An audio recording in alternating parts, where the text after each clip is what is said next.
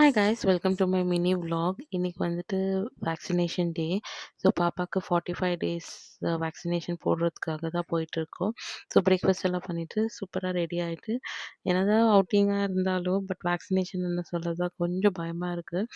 எனக்கு இன்ஜெக்ஷன்ஸ் பார்த்தா பயம் இல்லை. I mean I am okay for it. But இந்த பாப்பாங்களுக்கு போடும்போது தான் மனசே மெல்ட் ஆகிடுங்க. ஸோ அது இல்லாமல் அவங்களுக்கு ஃபீவர் எல்லாம் வரும்னு சொல்கிறாங்க.